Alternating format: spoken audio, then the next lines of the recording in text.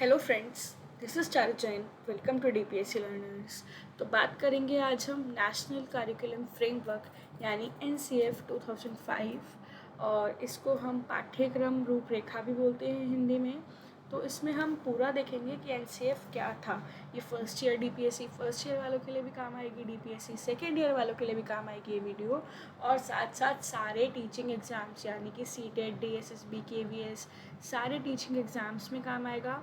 और तो ये चलिए देखते हैं क्या है, और पूरा आपके लिए बहुत यूज़फुल रहने वाला है ये वीडियो।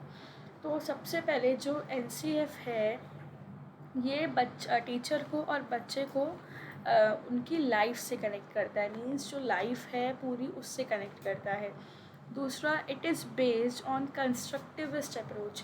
ये कंस्ट्रक्टिविस्ट अप्रोच पे बेस्ड है, यानी बच्चा करके सीखे कुछ। अब ये नहीं है कि उसको पका पकाया एक रट्टू तोता बना दिया, वैसा नहीं है इसमें।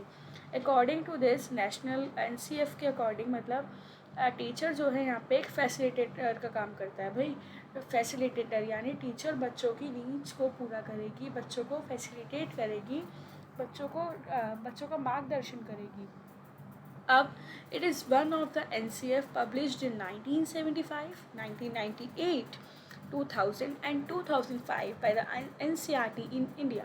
ये 4 पब्लिश हुए थे, उनमें से एक ये है 2005 का। यहाँ पे मैंने इंडियन टाइम्स न्यूज़पेपर की एक कटिंग भी लगाई हुई है।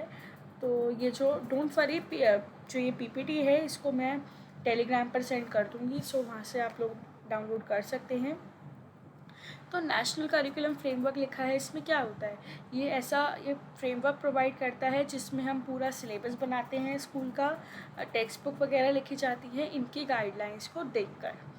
अब बढ़ते हैं दूसरी स्लाइड की ओर। तो दूसरी स्लाइड है हमारी गाइडिंग प्रिंसिपल्स, यानी एनसीएफ 2005 के क्या क्या प्रिंसिपल्स थे।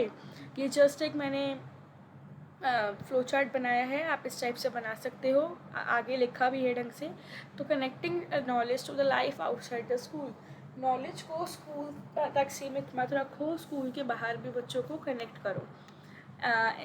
Ensuring that learning shifts away from rote methods, यानी हमें रोट मेथड नहीं कराना, बच्चों को कंस्ट्रक्टिव लर्निंग करानी है, तो रोट से शिफ्ट होना है। एग्ज़ामिनेशन को फ्लेक्सिबल बनाना है और क्लास में ही लेनी है, मतलब क्लास में ही अगर बच्चों को पढ़ाते पढ़ाते भी असेसमेंट ले सकती हूँ, ज़रूरी नहीं है भाई वो पेपर पेन लेकर बैठ गई मैं और पेपर लेने बैठ गई बच्चों का, तो ऐसे नहीं कराना। Enriching the curriculum so that it goes beyond text book. Curriculum को भाई अपना अच्छा बनाना है ताकि वो बच्चों को काफ़ी नॉलेज दे, और टेक्स्ट बुक से ज़्यादा भी अच्छे से आपको पढ़ाना है। ऐसा नहीं है सिर्फ जो बुक में लिखा है वही पढ़ा दिया। अब nurturing and over riding identity, मतलब एक अच्छी आइडेंटिटी को नर्चर करना है जिसमें बिल्कुल उसको कंसर्न हो, एक डेमोक्रेटिक सिटीज़न हो वो कंट्री का। अब बात करूँ मैं फीचर्स ऑफ एनसीएफ 2005, मतलब एनसीएफ 2005 के क्या क्या फीचर्स थे। तो ये फोकस करता था लर्निंग विदाउट बर्डन पे।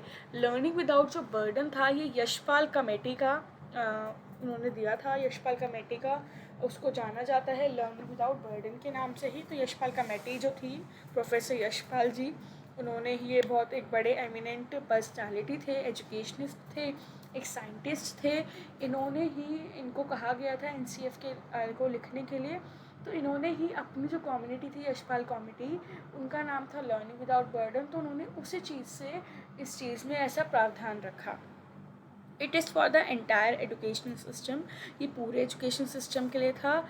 It focus on child centred approach, ये बच्चे को ध्यान में रख के किया जाता है कि बच्चा बीच में है, बच्चे के लिए ही सब कुछ करना है, बच्चे के लिए ही पढ़ाना है। आप यहाँ पर देख रहे हो चाइल्ड सेंटर्ड लर्निंग क्या होती है।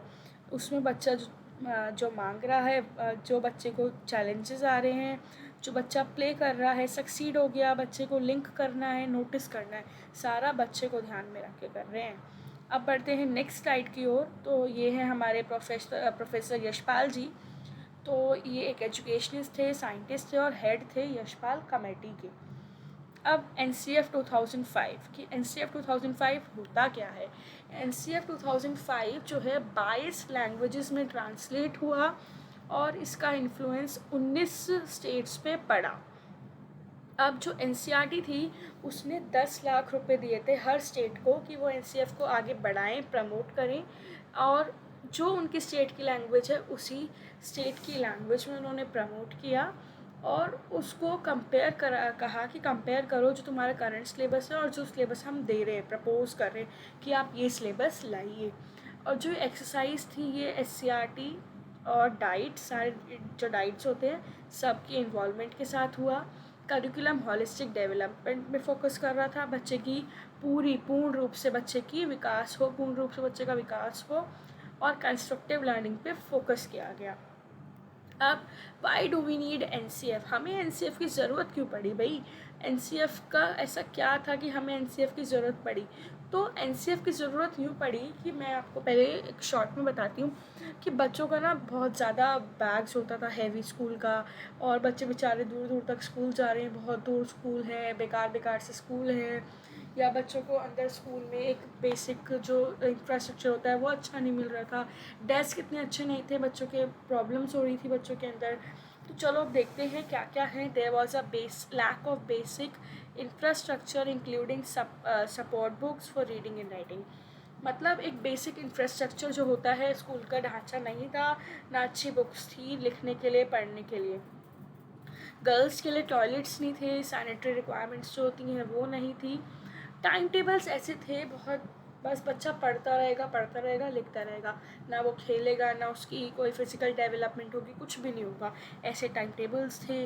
कॉर्पोरल पनिशमेंट दी जाती थी कि भाई आओ तुम्हारे हाथ में फुट्टे मारते हैं, स्केल मारते हैं। पहले का जो करिकुलम था वो यही था कि बच्चे डरते थे, बच्चों को बहुत ज़्यादा पनिशमेंट मिलती थी, कान पकड़ के खड़ा होना लाइक दिस। और बहुत दूर दूर तक बच्चों के स्कूल थे, फर्नीचर इतना अच्छा नहीं था, डेस्क वगैरह, और बच्चों के जो बैग्स थे बच्चों के वेट से भी ज़्यादा होते थे। तो आप यहाँ पे देख सकते हैं मैंने कुछ यहाँ पे पिक्चराइजेशन की है कि बच्चों वहाँ पे टॉयलेट्स नहीं थे गर्ल्स के लिए, बच्चों का स्कूल का बैग बहुत भारी था, और बच्चों को कॉर्पोरल पनिशमेंट मिलती थी। तो ये चीज़ें हमें ख़त्म करनी थी, इसलिए एनसीएफ आया। अब बढ़ते हैं हम guiding principles of NCF. Means NCF के क्या क्या प्रिंसिपल्स रहे वो मैंने आपको फ्लो चार्ट में बता दिया था। Still I will tell you again कि लर्निंग को हमें रोड से शिफ्ट करना था, रट्टू तोता नहीं बनाना बच्चों को।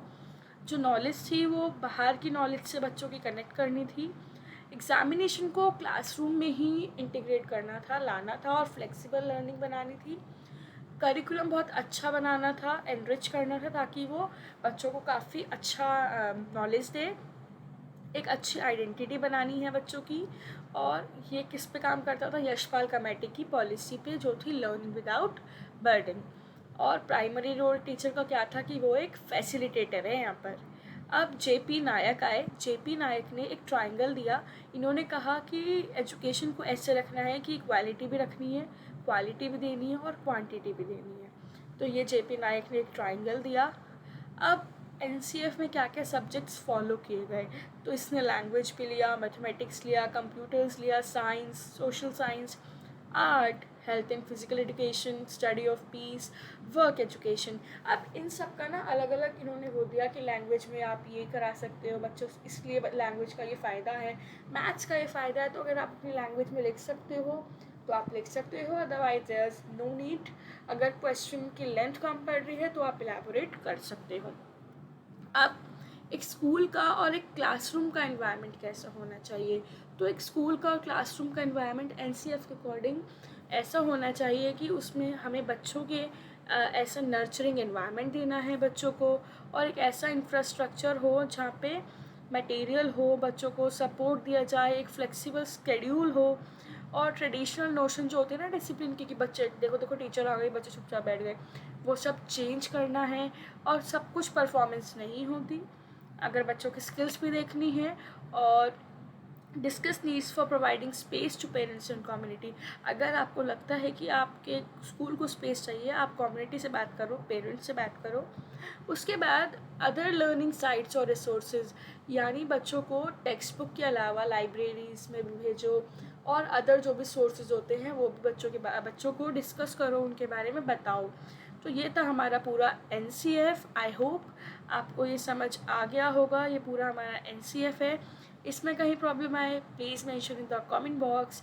और अगर आपको ये वीडियो अच्छी लगी हो तो लाइक शेयर और सब्सक्राइब करना ना भूलें।